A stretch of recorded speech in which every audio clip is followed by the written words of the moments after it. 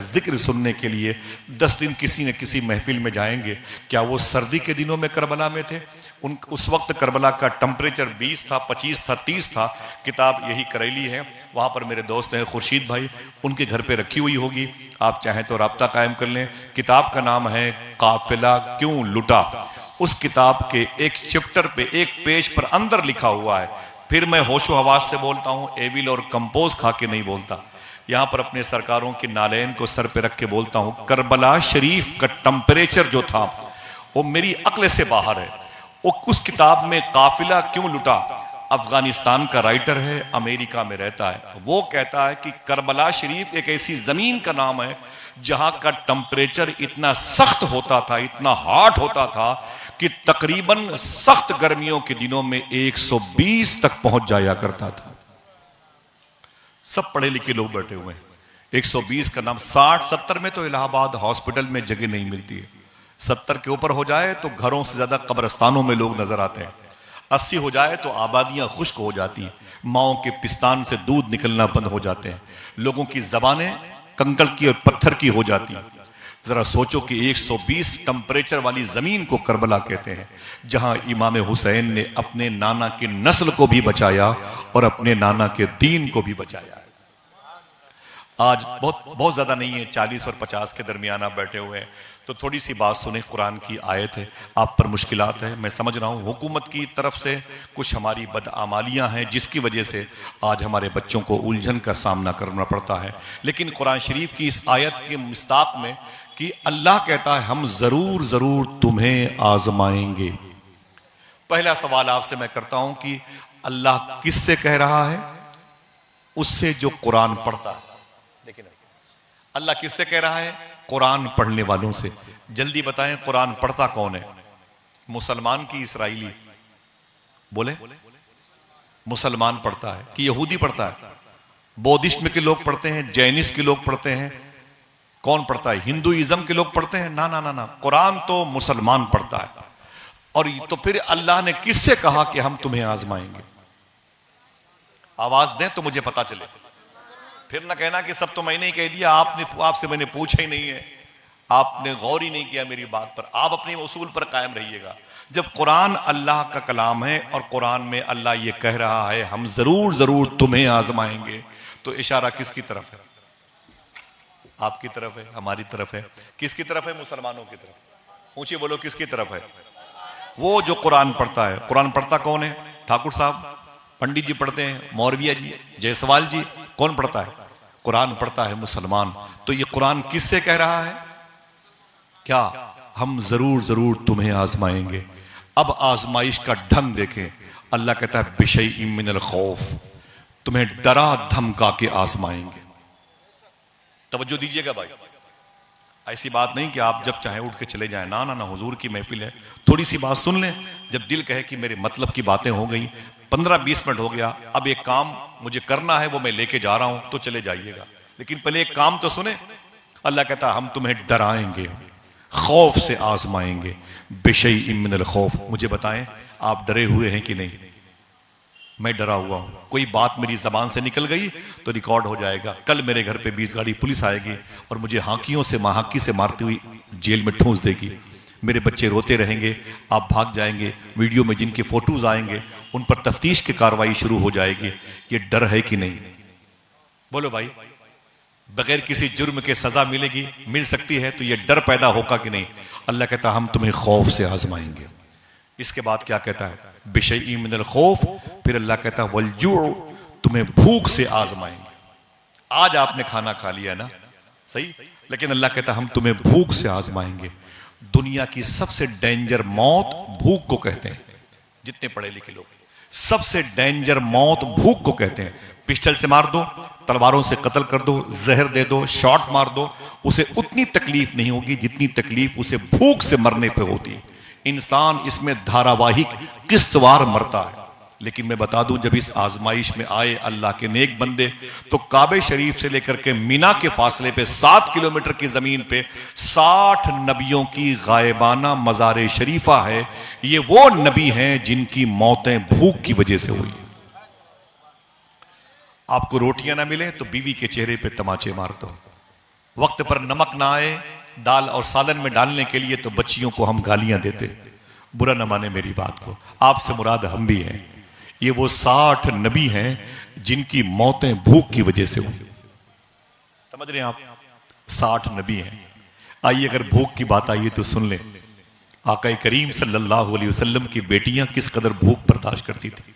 माफी चाहता हूं अगर कुछ खेल की खबर सुनने के लिए आए हुए हैं। अल्लाह के रसूल की बीवी अम्मी खदीजा का इंतकाल हो गया। पीर करम Shah Azhari chief justice of Lahore high court अपनी किताब ज़ियाउन नबी में लिखते हैं, अल्लाह के रसूल रातों को खून लगा हुआ लिबास जिस पर मक्के के लोग हुजूर को पत्थर मारते थे और हुजूर जख्मी होते थे, उस लिबास को पहन करके सरकार अपने घर में आते, अल्लाह के रसूल अपने घर में आते तो हुजूर की बेटियां अपने अब्बू को देख करके तड़प जाती थी। कभी जैनब हुजूर से लिपटती, कभी रुकैया, कभी उम्म कुलसूम और कभी मखदूमा फातिमा। तो हुजूर अपनी बच्चियों से प्यार करते, अपने लिबास को अपने हाथों से धुलने की कोशिश करते तो हुजूर की बच्चियां अपने अब्बू के इस काम में सपोर्ट करती और हुजूर के जिस्म पर पत्थर के निशान होते। फिर हुजूर कुछ कहते नहीं, अपनी बच्चियों को तसल्लियां देते। हुजूर की बच्चियां उन जख्मों को देख के रोती। फिर अल्लाह के रसूल कहते, ऐ मेरी बेटियों तुमने कुछ खाया कि नहीं खाया? सुनना साहिबो, तुमने कुछ खाया कि नहीं खाया? तो हुजूर की बेटियां कहती थी, अल्लाह का शुक्र है 2 दिन पहले कुछ मिल गया था, 2 दिन से कुछ न मिला, ये रब की मर्जी है। तो हुजूर रातों को अपनी बेटियों के खाने पीने का इंतजाम करते थे। हुजूर अपनी बेटियों के खाने पीने का इंतजाम करते। अपनी सगी बेटी, मैं किसकी बात कर रहा हूं? जिसके बारे में अल्ताफ हुसैन हाली ने कहा था, वो नबियों में रहमत लक़ब पाने वाला, मुरादें गरीबों की बरलाने वाला, जो परिंदों को प्यासा देख के तड़प जाए उसकी बच्चियां प्यासी हैं, जो जानवरों को भूखा देख के तड़प जाए उसकी अपनी औलादें भूखी हैं। तो अल्लाह के रसूल रातों को अपनी बच्चियों के लिए इंतजाम करते थे। जब हुजूर ने नबुवत का ऐलान किया, आप अगर कह दें ट्रेनों में सफर करते हुए कि मैं मुसलमान हूं तो आपके लिए हालात खराब है। कोई आप पर पत्थर मारता है, कोई उसमें गलत किस्म के लिटरेचर को जो वॉइस रिकॉर्डिंग की सूरत में उसे चला देता है, कहीं तासुब की तकरीरें लग जाती हैं हमारे सामने, हम बर्दाश्त नहीं कर पाते। हक बोलने की बुनियाद पर हम टूट जाते हैं कि हम मुसलमान हैं। अब लोग दूसरी सीट पर बैठने वाले आपकी परेशानी का सामान बन गए। अल्लाह के रसूल का 3 साल तक सोशल बाइकाट हुआ है।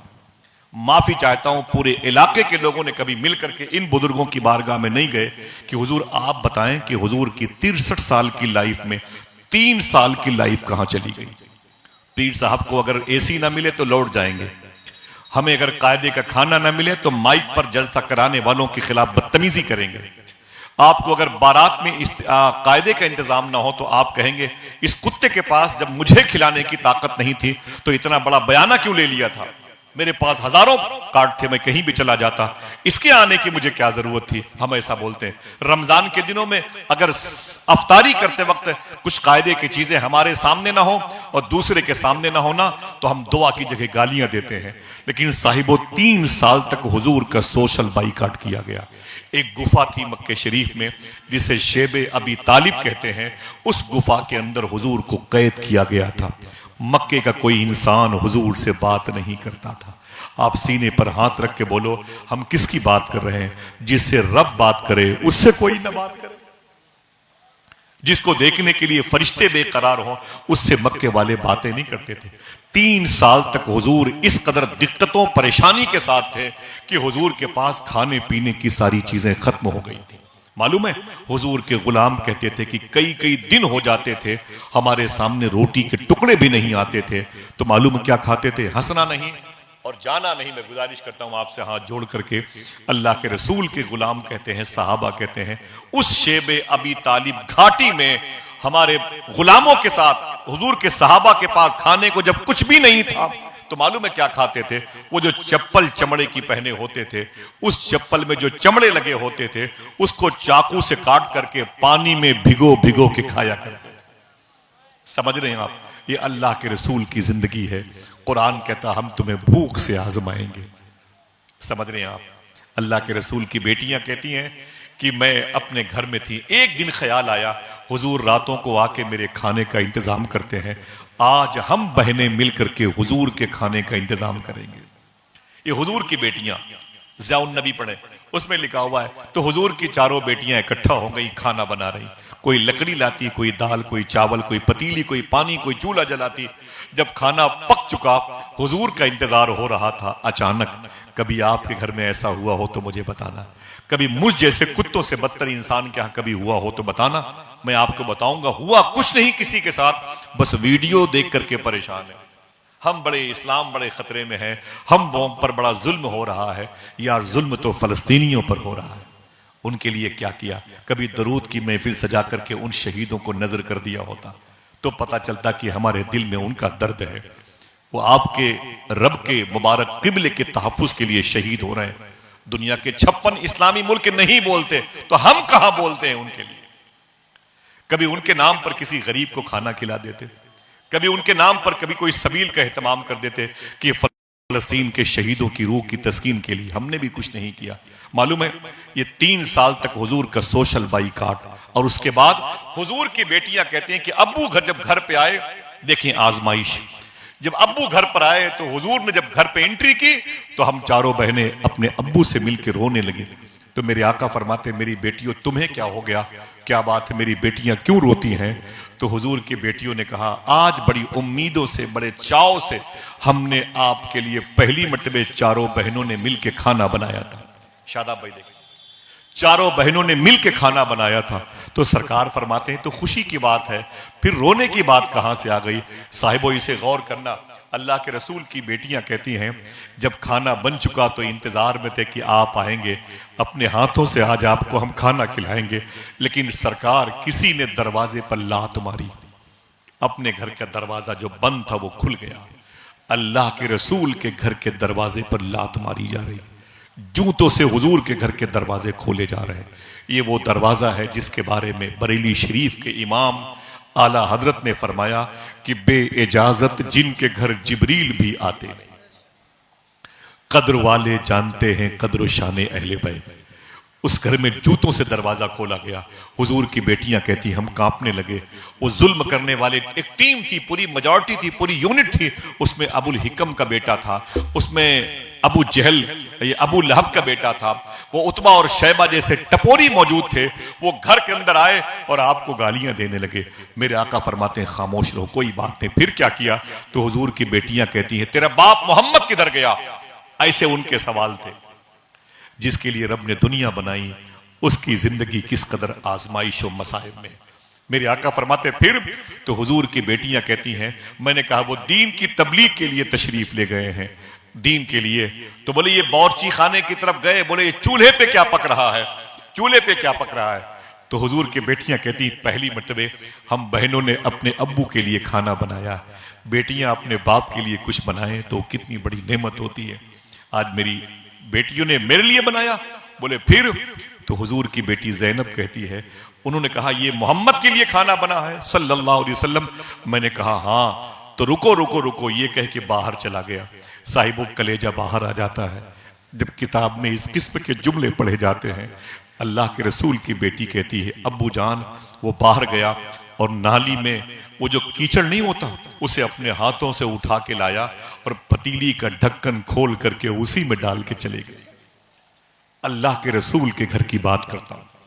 आप 1-2 कत्ल और मर्डर न भूल सके, हुजूर के गुलामों के साथ क्या क्या सलूक हुआ।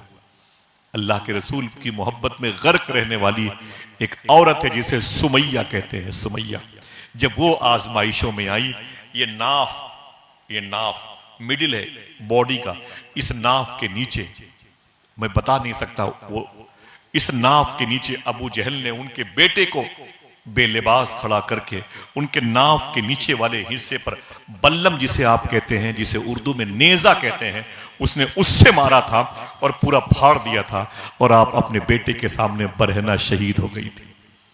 ये हुजूर के गुलामों पर जबर था। लेकिन आजमाइशें आई तो फिर क्या हुआ? कैसी कैसी आजमाइशें आई हैं। कुरान कहता है कि बिशई मिनल खौफ, हम तुम्हें डराएंगे। कुरान कहता है उसके बाद वलजू, तुम्हें भूख से आजमाएंगे। वलजू, तुम्हें भूख से आजमाएंगे। फिर कुरान क्या कहता है? ये दुकान किसकी है? अच्छा फला साहब की है, अब्दुल की है, जमीन जीएस की है, इसे गिरा दो। कुरान क्या कहता है? अगर तुमने कलमा पढ़ा है, वनक्सिम मिनल अमवाल, अल्लाह कहता है तुम्हारे मालों में खराबी पैदा करके तुम्हें आजमाएंगे। मेरी बात समझ रहे हैं? अल्लाह कहता है तुम्हारे मालों में खराबी पैदा, दुकानें हैं उजाड़ देंगे। अल्लाह ने कहा, जरा हाथ उठा के बताएं किसके लिए कहा? ना हाथ नहीं उठे, उठाएं जल्दी बताएं किससे कुरान कह रहा है? मुसलमानों के लिए। अल्लाह कहता है तुम्हारी चमकती हुई दुकानों में आग लग जाएगी, तुम्हारी दुकानों पर कोई बुलडोजर चला देगा, अब्दुल नाम का बोर्ड लगा होगा, फिर तुम्हें करना क्या है? तुम्हें गुस्से में बाजार नहीं आना है। अल्लाह कहता है हम तुम्हें आजमाएंगे, वनक़सिम मिनल अमवाल, तुम्हारे मालों में खराबी पैदा करके। फिर अल्लाह कहता है यही नहीं, इसके बाद क्या है? वल अनफुस, तुम्हारी जाने लेके तुम्हें आजमाएंगे। फिर बताओ, एक आदमी हाथ उठा के बताए अल्लाह किससे कह रहा है? ऊंची बोलो, किससे कह रहा है? आप मुसलमान हैं, कह दो अल्हम्दुलिल्लाह। हाथ उठा के बोलो, कह दो ऐ अल्लाह तेरा शुक्र है, ये सबसे बड़ी नेमत हमारे पास है। आप क्या समझ रहे हैं कि ये जमीन, ये जायदाद बहुत बड़ी नेमत है? ना, अल्लाह के रसूल की मोहब्बत ये सबसे बड़ी नेमत है। अख्तर शेरानी बहुत बड़ा शायर था, शराब बहुत पीता था, बहुत बड़ा शायर था, शराबी था, और वो शराब की 2 बोतलें पी करके बैठा हुआ था, नशे में था। किसी ने पूछा था गोयटे के बारे में क्या कहते हो? बहुत बड़ा शायर था इंग्लिश का। गोयटे के बारे में बोले वो बच्चा था। बोले कि मिल्टन के बारे में, बोले वो होता तो मेरे सामने बैठता। बोले शेक्सपियर के बारे में, बोले होता तो मेरा शागिर्द होता। बोले वो गालिब के बारे में, बोले एक नाम सुना हुआ लग रहा है। ऐसे सब के बारे में बड़ी बड़ी बातें कर रहा था। वो नशे में था, किसी को घास नहीं डालता था अख्तर शेरानी। उसी नशे की कैफियत में बात करने वाले ने यह सवाल कर लिया। नशे में झूम रहा था अख्तर शेरानी साहिब सुन्ना। नशे में झूमते हुए बात करने वाले ने कहा कि अख्तर शेरानी, मोहम्मद के बारे में तुम्हारा क्या ख्याल है? अल्लाह अकबर, चीख पड़ा अख्तर शेरानी का, सुन मैं नशे में हूं, लेकिन इतना भी नशा नहीं है कि मैं मदीने वाले का नाम न पहचान पाऊं। जालिम, तेरी हिम्मत कैसे पड़ी इस शराबियों की महफिल में मदीने वाले का नाम लेने की? तेरी जबान पर यह नाम कैसे आया? देख मेरे सामने शराब की बोतल रखी हुई, तूने ये पाकीज़ा नाम इस नापाक जगह पे क्यों ले लिया? उसने बोतल उठाई, उसके सर पे दे मारा, कहा इस कुत्ते को इस महफिल से बाहर करो। उसे भगा दिया गया। फिर गुस्से में सारे टेबल को तोड़ ताड़ के फेंक करके अपने कमरे में चले गए और अंदर से कुंडी बंद करके रात भर अख्तर शेरानी ये कह के रोते रहे, अरे मेरे मौला, ये दुनिया वालों को हो क्या गया है? मेरा आखिरी सहारा अल्लाह का रसूल है, उसको भी मुझसे छीनना चाहते हैं। अल्लाह के रसूल की जात का इश्क मेरे दिल में है। मैं भले ही गुनहगार शराबी सही, लेकिन ये मुझे बेअदब बनाना चाहते हैं। मेरी आखिरी पूंजी है अल्लाह के रसूल की जात। मुझे बताओ ये नेमत आपको मिली कि नहीं मिली? टूटे हुए ही दिल से सही यार, हफ्ते में 1 मरतबे हुजूर को याद करके सलाम पढ़ते हो कि नहीं? आप जब मस्जिद में कहते हो शहनशाह मदीना अस्सलातु वस्सलाम, तो आपकी माएं, आपकी बहनें फजर के बाद अपने मुसल्ले पर खड़ी होकर सलाम पढ़ती हैं। गुनहगार हैं, लेकिन हुजूर की बारगाह के बेअदब और बेवफा नहीं है। क्या मतलब? अगर आप इस मुबारक नेमत को पा चुके हैं तो जरा हाथों को उठा के बोल दें, ऐ अल्लाह तेरा शुक्र है। बोले बोले बोले, आपकी आवाजें कमजोर हैं, फिर से बोले। देखिए कोई छोटी मोटी बात नहीं है, जो शुक्र की बात चल रही है कोई छोटी मोटी बात नहीं है। मेरा टॉपिक तो शुक्र नहीं है, लेकिन एक बात बता दूं आपसे, ये जिस लफ्ज को मैंने कहने के लिए कहा ना, ऐ अल्लाह तेरा शुक्र है, ये ऐसा लफ्ज है, अगर एक सांस जो आपकी बॉडी के अंदर जाती है, सुनना गौर से, एक सांस जो आपके बदन के अंदर जाती है, अगर वही सांस बाहर न आए तब सोचो, और जो सांस बाहर आ गई वही सांस अंदर न जाए तब क्या होगा मालूम है? मस्जिद से ऐलान हो जाएगा कि फला के फला साहब ऐसे थे, हो गए, गुजर गए। तो जरा सोचने की बात है। सूफिया कहते हैं यार कम से कम जो सांस अंदर गई है वो बाहर आ रही है इसलिए, और जो बाहर आ गई है फिर अंदर जा रही है इसलिए। 2 शुक्र तो 2 सांस पर बनते ही है। बोलो यार बोलो। अल्लाह ने जबान दी है तो जरा हाथ उठा के बोले, अय अल्लाह तेरा शुक्र है। सबको ये नेमत नहीं मिलती। सुन लें आप, इलाहाबाद के बड़े बड़े संतरी और मंत्री को ये नेमत नहीं मिली, हिंदुस्तान के पीएम के हिस्से में ये नेमत नहीं आई। उत्तर प्रदेश के सीएम के हिस्से में यह नेमत नहीं आई। कल मैदान करबला में यजीदियों के हिस्से में यह नेमत नहीं आई थी, समझ रहे। और अल्लाह के रसूल के सामने अबू जहल, अबू लहब जैसे बदतमीज किस्म के लोग थे, हुजूर को देखने वाले, उनको ये नेमत नहीं मिली। और 1400 साल के बाद आप और हमारे हिस्से में हुजूर की मोहब्बत आई है, जरा कहते क्यों नहीं, अय अल्लाह तेरा शुक्र है। हाँ, ये बड़ी नेमत है, अल्लाह सबको नहीं देता, दिया आपको तो आपको हदिये तशक्कुर अदा करना चाहिए। मेरी गुफ्तगू याद रखिएगा, आप नर्वस ना हो, ना उम्मीद नहीं होंगे। क्या कहता है कुरान, हम जरूर जरूर तुम्हें आजमाएंगे। फिर एक आदमी हाथ उठा के बोले, अल्लाह किससे कह रहा है? ऊंची बोलो, मुसलमानों से कह रहा है। आप समझे मैं क्या कह रहा हूं? ना उम्मीद ना हो, इस बड़ी दुनिया में अल्लाह है बड़े इनकलाब लाने वाला। एक शख्स ने अमेरिका के स्टेज पर, सिंगर था, पॉप सिंगर, उसने कहा था 1 साल के बाद लोग मुझे खुदा कहेंगे। 3 महीने के बाद किसी ने गर्दन में गोली मार दी, मर गया। एक शख्स ने स्टेज पर गाना गाते हुए सिगरेट पिया और धुआं कहता है छोड़ते हुए, माअज़ अल्लाह, ये धुआं मैं मुसलमानों के अल्लाह के लिए छोड़ रहा हूं। 4 महीने के बाद उसके सीने के अंदर कैंसर हो, फेफड़े में कैंसर हो गया, वो मर गया।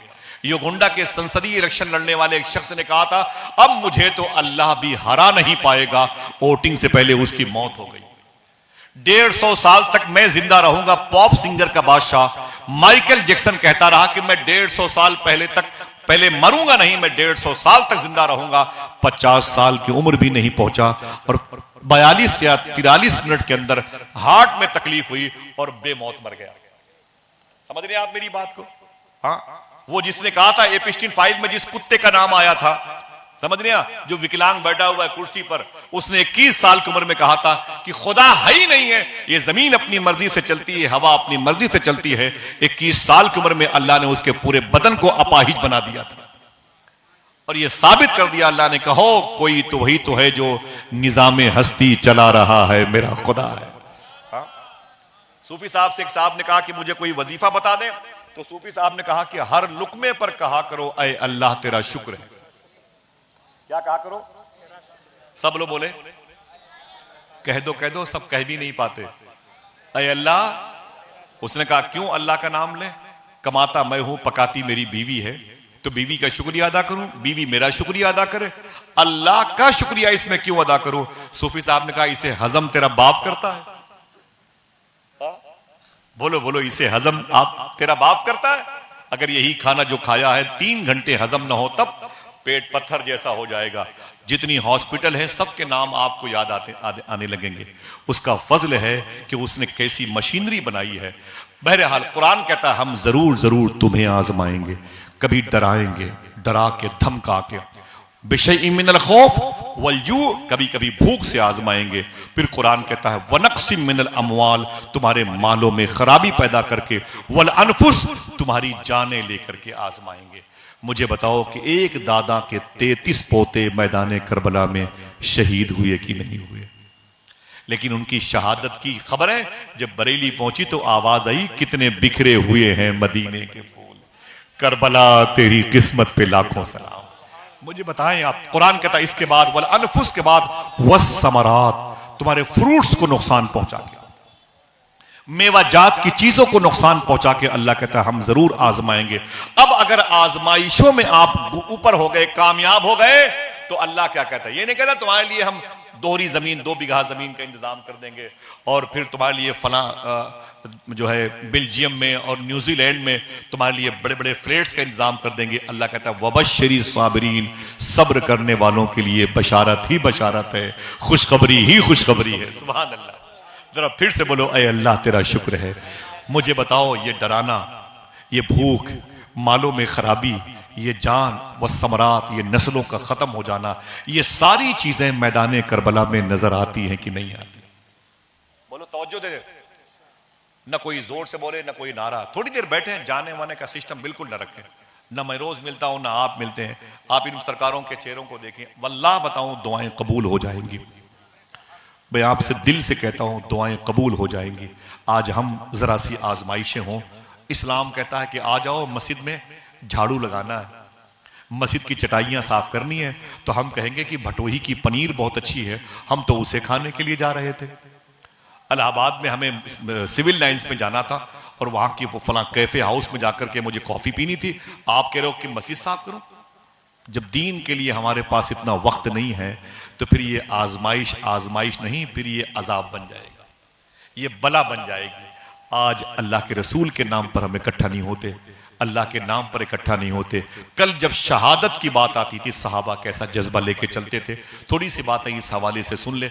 अल्लाह के रसूल ने 2 हिजरी में मक्के शरीफ से 53 साल की उम्र में मक्के से मदीने पहुंचे, और जब 55 साल की उम्र हुई हुजूर की, तो मक्के के लोगों ने हुजूर के गुलामों पर चढ़ाई बोलने के लिए सफर किया। तो मदीने शरीफ और मक्के के बीच में 170 किलोमीटर के फासले पर एक इलाका है जिसे बदर कहते हैं। उस बदर की जमीन पर वो इकट्ठा होने वाले थे। अल्लाह के रसूल ने अपने गुलामों से कहा, अरे गुलामों, निकलो अपने अपने घरों से। अगर किसी घर में 2 भाई हों तो एक भाई मेरे साथ चले, किसी के यहां बाप बेटे हों तो बेटा घर पर है, बाप उनमें से कोई एक मेरे साथ चले। चलो, अल्लाह का दीन आवाज दे रहा है, अल्लाह का कुरान आवाज दे रहा है, तुम्हें जिहाद के लिए मैदान जिहाद आवाज दे रहा है, तुम्हारे अंदर की हुर्रियत बाकी है तो वो आवाज दे रही है, इश्क रसूल आवाज दे रहा है। सहाबा इस बात पर खुश हो गए। अब तक तो हुजूर के नाम पे जिंदा थे, अब हुजूर के नाम पे जान देने का वक्त आ गया। खुशियों से अपने घर से निकलने वाले थे, लेकिन आज बुखार आ जाए तो हम मस्जिद में नहीं जाते, जुकाम हो जाए तो जुमा की नमाजें हम छोड़ देते हैं। आइए मैं बताता हूं कि शहादत की बात आई तो मदीने शरीफ में घर था, उस घर में 2 लोग थे। एक का नाम था हजरत साद और एक का नाम था हजरत खेसमा। साद बेटे का नाम था, खेसमा बाप का नाम था। ये नाम याद रखिएगा, साद और खेसमा। क्या? और खेसमा, खे ये फे मीम हा खेसमा, सीन आयन दाल साद। साद बेटे का नाम था, खेसमा बाप का नाम था। जैसे हुजूर ने कहा 2 हैं तो एक चले हमारे साथ, एक घर संभाले। तो जब साद अपने घर में आए तो क्या देखा, अब्बू जो थे मेरे बूढ़े थे और वो अपनी तलवारें तेज कर रहे थे। तो साद ने कहा, अब्बू ये क्या हो रहा है? तो खेसमा ने कहा, मुझे हुजूर के साथ जिहाद पे जाना है। बूढ़े थे, बोले मुझे हुजूर के साथ जिहाद पे जाना है। तो साद ने क्या कहा, ऐसा कैसे होगा, मेरे रहते हुए आप नहीं जा सकते, मेरे रहते हुए आप नहीं जा सकते। बाप ने कहा, क्यों नहीं जा सकते? मैं तेरा बाप हूं, फैसला लेने का अधिकार मुझको है, मैं क्यों नहीं जा सकता? तो बेटे ने कहा कि वो मैदान जंग है, वहां पर बुढ़ापे की उम्र में पहुंचने वालों की जरूरत नहीं है, वहां पर बड़े बड़े जवानों की जवानी काम आती है। तो जनाबे खेसमा ने, बाप ने अपने बेटे से कहा था, सुन, तुझे पता नहीं कि जंग ताकत की बुनियाद पर नहीं, हुजूर की मोहब्बत की बुनियाद पर लड़ी जाती है। तो मुझे सिखाता है। बाप बेटे में इतनी लड़ाई हुई। फिर मैं सवाल करता हूं, किस बुनियाद पर? जंग में जाने की बुनियाद पर। हमारे यहां तो बीवी पैर पकड़ के हमारा खींच ले, हमारे भाई का खींच ले, उनकी बीवियां, आप अंदर रहो, अब्बू को जाने दो, अंदर रहो, बड़े भाई को जाने दो। लेकिन यहां साद भी तैयार है और खेसमा बाप भी तैयार है। मालूम है, मोहल्ले के लोग आ गए, और जब मोहल्ले के लोग आए ना तो बोले, आप लोग इतना लड़ाई क्यों कर रहे हैं? तो साद ने कहा, मेरे बाप को समझा लीजिए, मुझे जिहाद पे जाना है, लेकिन ये तैयार हो गए हैं। तो मोहल्ले के लोगों ने कहा कि बाप से कि आप बूढ़े हैं, आप न जाएं। तो खेसमा नाराज हो गए, बोले जो मुझे समझा रहे हो मेरे बेटे को समझा दो, इसके लिए बहुत सारे मौके आएंगे, ये क्यों तैयार हो गया है जाने के लिए? बात इतनी बढ़ गई, इतनी बढ़ गई। अगर आपका दिल कहे तो सुभान अल्लाह कहना, समझ के बोलना। मोहल्ले वालों ने मालूम क्या किया, आज 2 भाइयों के दरमियान जब 2 जमीन का बंटवारा होता है तो 2 पर्चियों में नाम लिख करके बांटे जाते हैं। इस पर्ची को जो कोई बच्चा उठा लेगा, इसमें जिसका नाम निकल आएगा उसको ये वाला खेत मिलेगा, जिसका नाम नहीं निकलेगा उसको ये वाला खेत मिलेगा। यही तो होता ना, इसे कुरान अंदाजी कहते हैं, इसे फाल खोलना कहते हैं। ठीक है, उस वक्त उनके मोहल्ले के लोगों ने जनाबे साद और खेसमा में 2 में से एक का नाम निकल आना चाहिए, उस वक्त भी कुरान अंदाजी की गई। मिसाल के तौर पर 2 पर्चियों में दोनों के नाम लिखे गए, और जब नाम खोला गया, दिल कहे तो सुभान अल्लाह कहना, बाप का नाम नहीं बेटे का नाम निकल आया। किसका नाम? आवाज नहीं आई। बेटे का नाम निकल आया। और बेटे का नाम क्या था? साद नाम था। बेटे का नाम क्या था? साद नाम था। और बाप का नाम? खेसमा। बहुत बहुत शुक्रिया। बाप का नाम था खेसमा। नाम निकल आया खेसमा के बेटे साद का। जब साद का नाम निकल आया ना, जो समझदार लोग बैठे हैं तवज्जो दे, जब साद का नाम निकल आया ना, साद अपने घर में बल्लियों उछल रहे थे, खुशी मना रहे थे, और सामने उनका बाप रो रहा था। तवज्जो सुनना, पढ़े लिखे लोग हैं, और इलाहाबाद तो हॉस्पिटल के नाम पर, हाई कोर्ट के नाम पर और यूनिवर्सिटी के नाम पर बड़ा मशहूर है। लोगों के धार्मिक स्थल भी हैं। लोग ये कहते हैं इलाहाबाद आना, हम तुम्हें संगम दिखाएंगे, और हम लोग ये कहते हैं मुनव्वर शाह का रोजा तुम्हें तो हम दिखाएंगे। हाँ, पढ़ी लिखी जमीन है, आप समझें। बाप रो रहा है और बेटा मुस्कुरा रहा है, उछल रहा है। मालूम है क्या कहा बाप ने? अरे मेरे बेटे पर्ची बदल ले। नहीं समझा आपने? बाप ने क्या कहा? अरे मेरे बेटे पर्ची बदल ले। क्यों? पर्ची में किसका नाम आया था? बेटे का। बाप ने कहा मेरे बेटे पर्ची बदल ले। समझ के साथ बैठे हुए हैं, गर्मी का असर अक्ल पे नहीं तो बोलिएगा। तो बेटे ने क्या कहा अपने बाप से? क्या? तो बाप ने कहा अरे मेरे बेटे पर्ची बदल ले। तो साद ने क्या कहा था? जो समझदार लोग हैं वही बोलेंगे। साद ने कहा अब्बू अगर जन्नत होती तो बदल लेते। हाय हाय हाय, ये नहीं बदलूंगा। इतना कहा और घर के बाहर आ गए। माँ रोती हुई दरवाजे पर आई, बीवी आ गई, दोनों को तसल्लियां दी।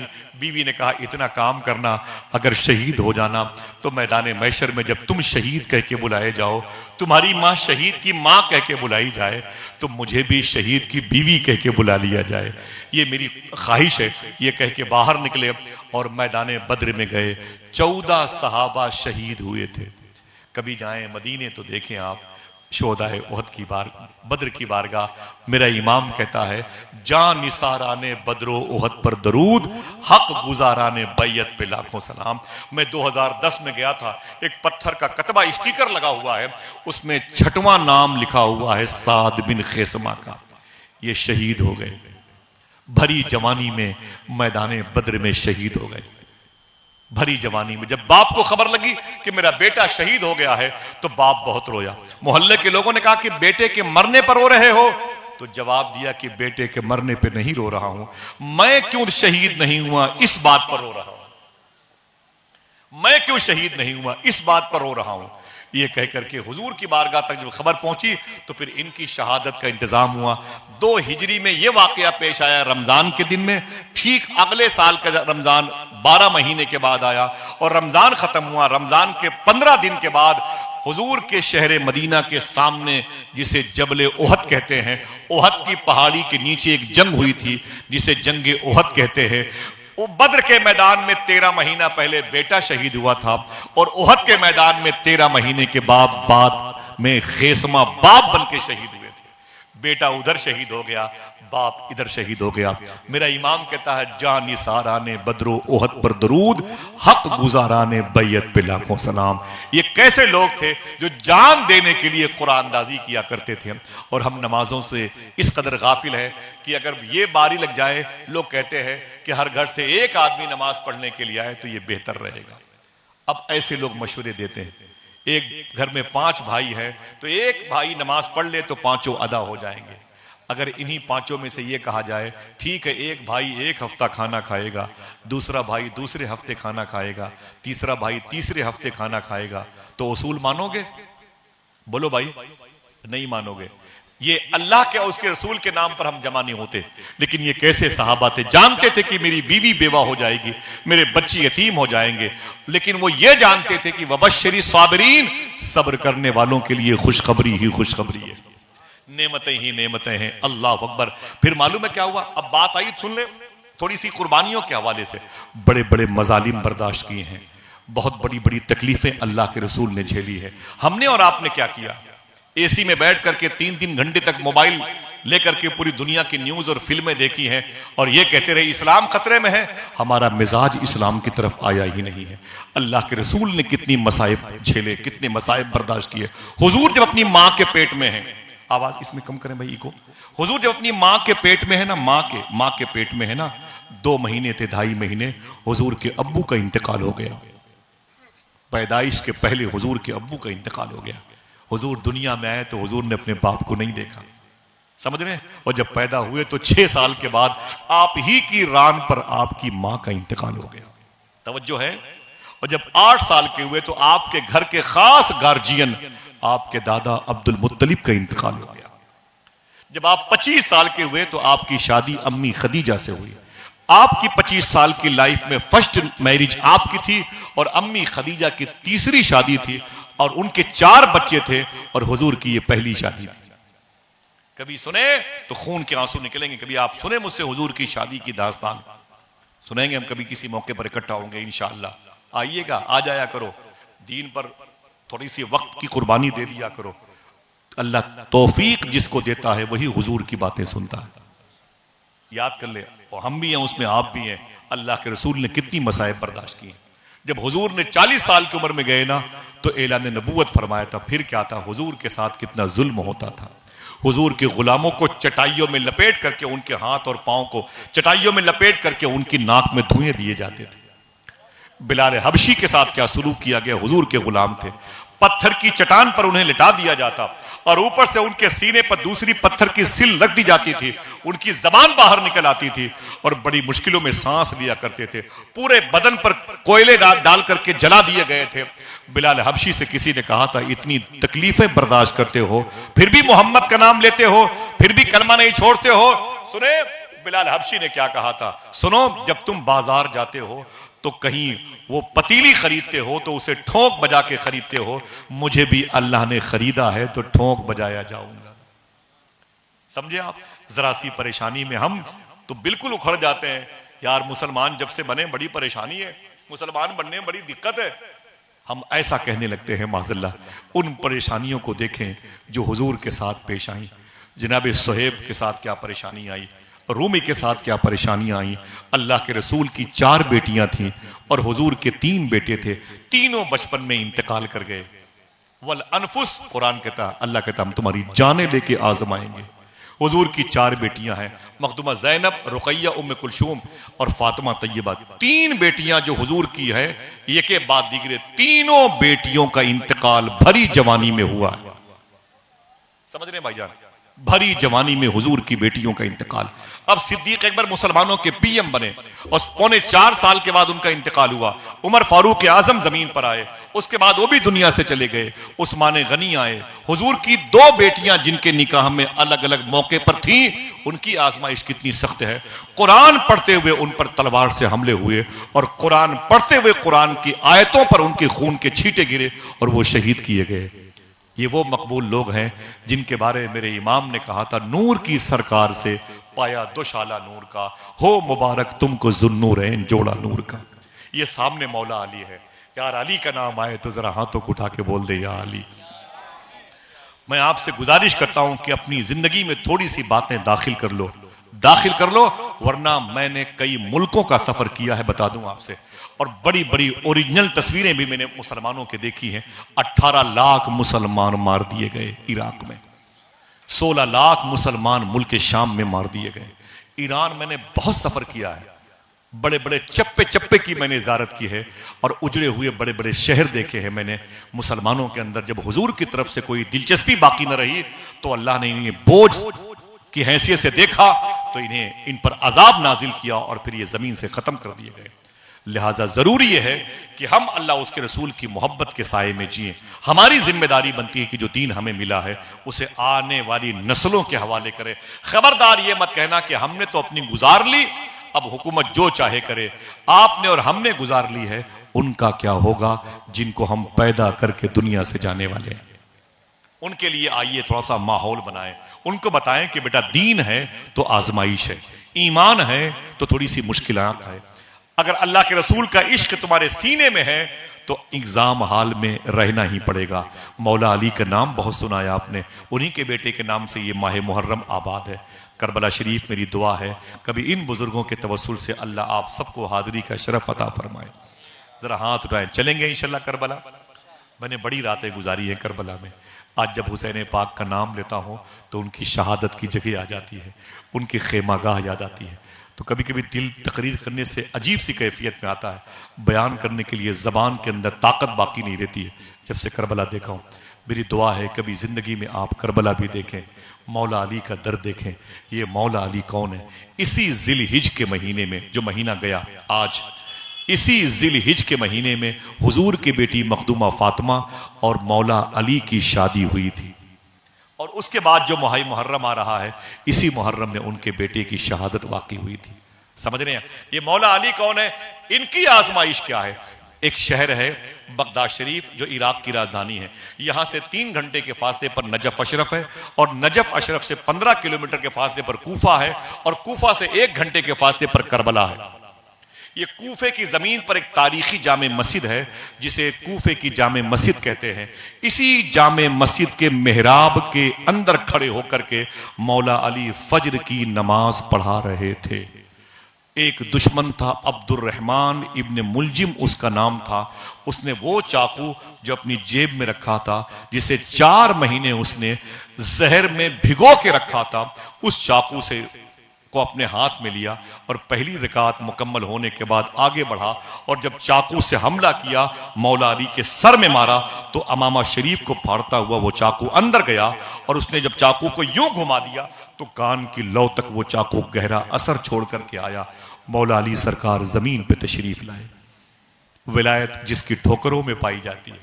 हमारे बच्चे जिसके दरबार का सदका खाते हैं, जिसके नाम को लेने के बाद पंजाब के बड़े बड़े पहलवान कहते हैं, जब हम दंगल में उतरते हैं तो गुरु नानक का नाम नहीं लेते, मौला अली का नाम लेते हैं। उस अली की बात करता हूं, वो आज एग्जाम हॉल में है। थोड़ी सी आजमाइशों पे हम उखड़ न जाएं, नाराज ना हो, मौला अली सरकार है। वो चाकू का इतना गहरा जख्म आपके सर में आया, जमीन पर गिर उठे, और फिर अफरा तफरी मच गई। किसी दूसरे इमाम ने नमाज मुकम्मल कराई, उठा करके मौला अली को, पीछे एक दरवाजा है, कभी मेरे साथ चलेंगे तो मैं दिखाऊंगा, पीछे उस मस्जिद का एक दरवाजा है, उसी दरवाजे से मौला अली बाहर निकले, और सामने आपका घर है जिसे बैते अली कहते हैं, वहां पर लाया गया। 3 दिन तक मौला अली सरकार की रूह मुबारक चलती रही, फिर आपकी रूह बदन से निकल गई।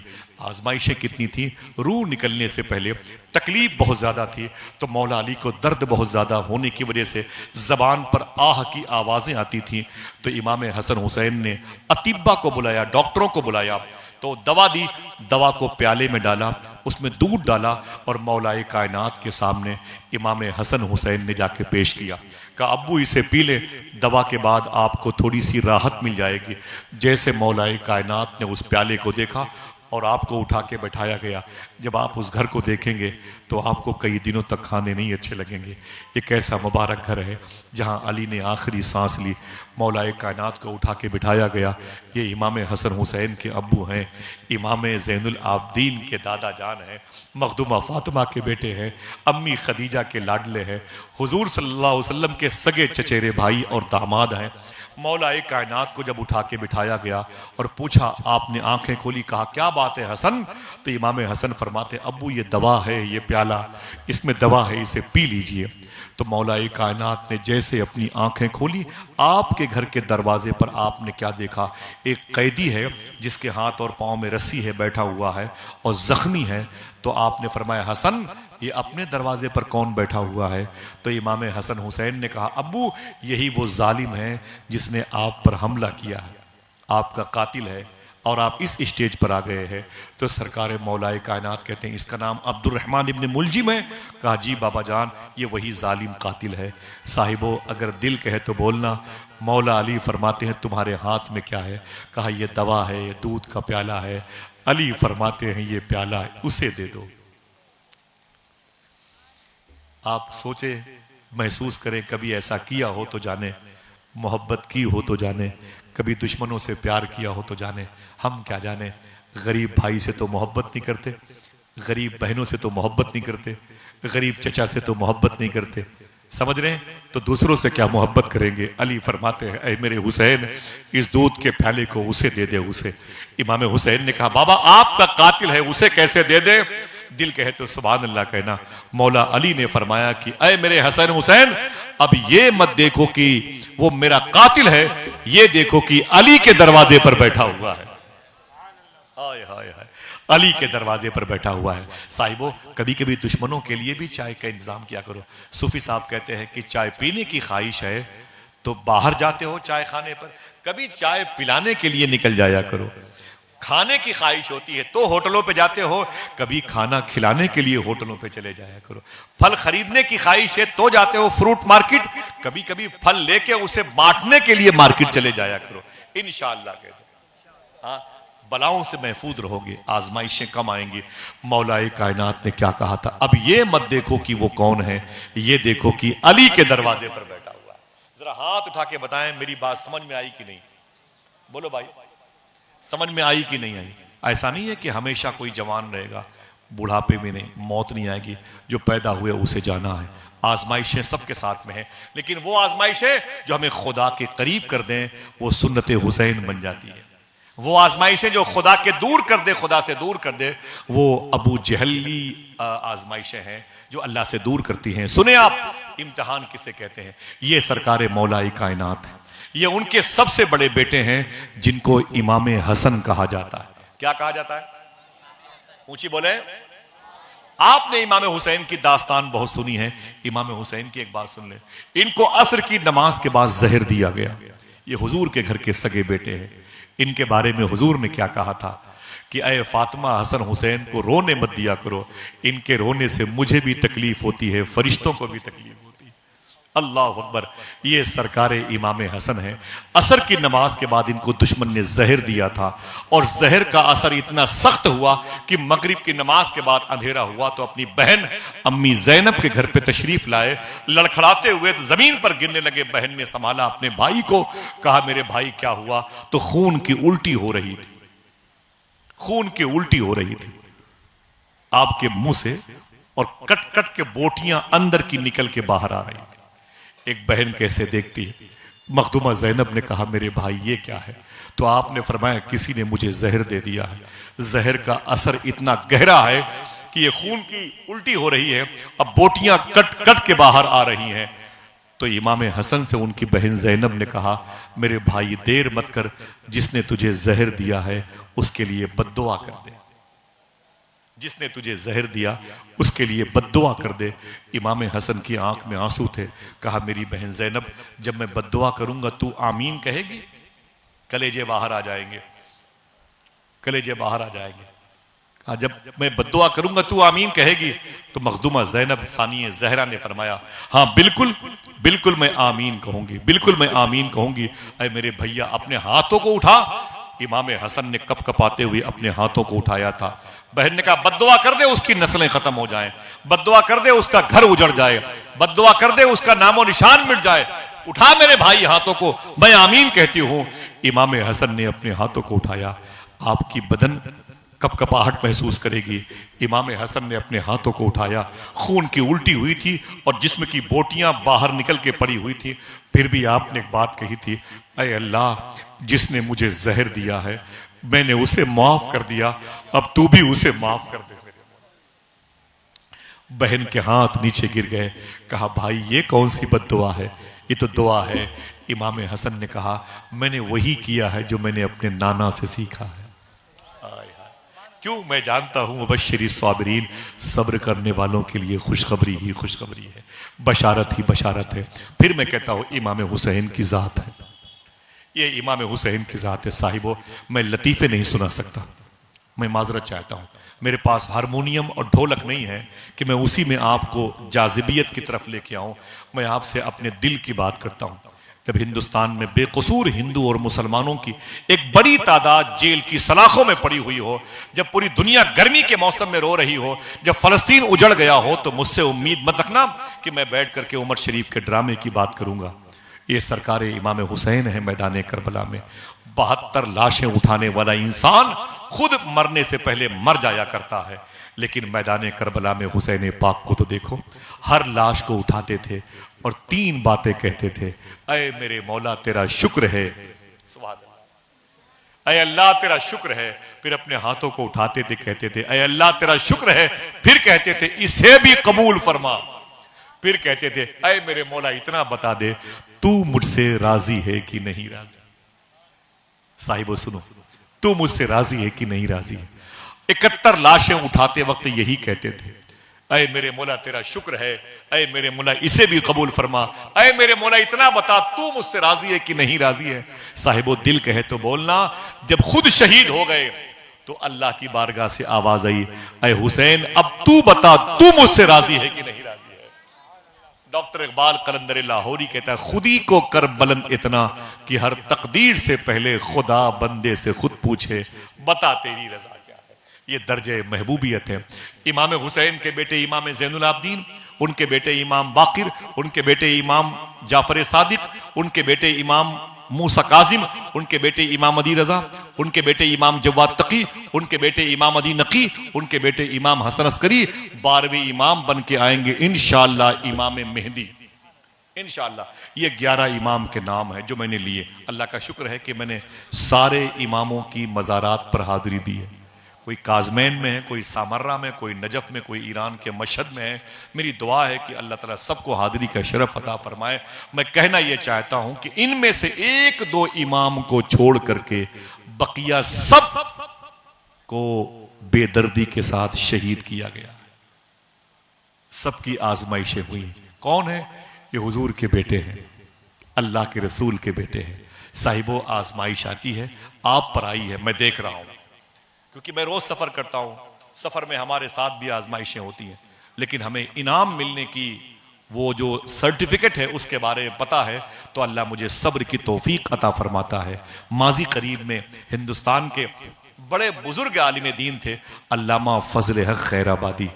काश मेरे इन दोस्तों को इनका नाम याद होता तो कुर्सियों पे खड़े होकर सुभान अल्लाह कहते। ये वो आलिम हैं जिन्होंने सबसे पहले अंग्रेजों के खिलाफ जिहाद का फतवा दिया था। अगर इनके जिहाद की फतवे की तहरीर ना आती तो हिंदुस्तान का 70% मुसलमान अंग्रेजों के खिलाफ जिहाद न करता। ये अल्लामा फजल हक खैराबादी हैं। आजमाइश में आए तो गिरफ्तार करके आपको इंडोमान निकोबार भेजा गया, काला पानी की सजा दी गई। सुनना हमारे साथ क्या हुआ है, बहुत किया गया, पानी का पाइपलाइन काट दिया गया, लाइट का कनेक्शन काट दिया गया, ऐसा फिर भी कभी नहीं हुआ। फिर भी हम यही बात करो रहे, यार इस्लाम खतरे में है, अब क्या होगा, हमारी नस्लें खतरे में हैं, कुरान खतरे में है। कुरान नहीं खतरे में है। अगर कुरान की तालीम से हम वाकिफ हो जाएंगे तो हम ये कहेंगे हमारे लिए खतरा पैदा करने वाले इंशाअल्लाह खुद खतरे में रहेंगे। सही है कि नहीं भाई? ये अल्लामा फजल है खैराबादी है। किस कदर आजमाइशों पे है। लेटरिन के बॉक्स के नीचे जो गंदगी होती है ना, वो जहां टपकती थी उस डिब्बे में आपको कैद करके आपको लेके गया था पुलिस डिपार्टमेंट का अमला अंग्रेजों का इंडोमान निकोबार। वहां पर गए, इकोनॉमी के टॉपिक पर एक अंग्रेज को एक ऐसे पढ़े लिखे मौलवी की जरूरत थी जो फारसी को उर्दू में तब्दील कर दे। तो उसके सिर्फ बावर्ची खाने के एक मुसलमान ने कहा, अगर कोई कैदी फारसी जानता है तो अल्लामा फजल हक खैराबादी जानते हैं। कहा जाके उनसे मिलो, उनसे मेरे मसले का हल निकालो। ये जेके होस्टन नाम का आदमी था, नाम याद रखिएगा। जेके होस्टन ने अपनी फारसी की किताब भेजी, कहा जाके मौलवी फजल खैराबादी से कह दो कि इसे उर्दू में ट्रांसफर कर दे। जब आपने उसे उर्दू में तब्दील किया ना, तो अपनी तरफ से ऐसे ऐसे हवाले दिए, उसमें प्रूफ दिया कि जेके होस्टन दंग रह गया। उसने लिखा कि इतने पढ़े लिखे आदमी को जेल से बाहर किया जाए, हिंदुस्तान वापस किया जाए। जब उधर से सिफारिश की गई, बहुत गौर से सुनना, सिफारिश की गई जेके होस्टन ने अल्लामा फजल हक खैराबादी को, और आप आजमाइशों में हैं।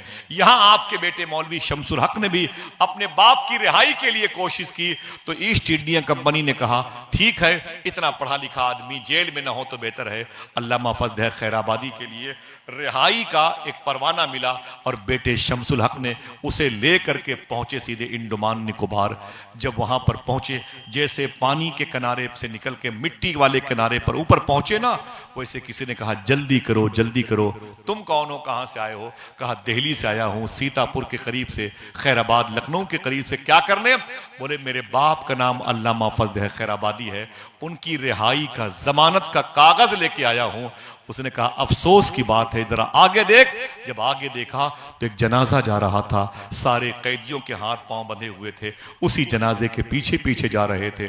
तो आपने पूछा ये जनाजा किसका जा रहा है?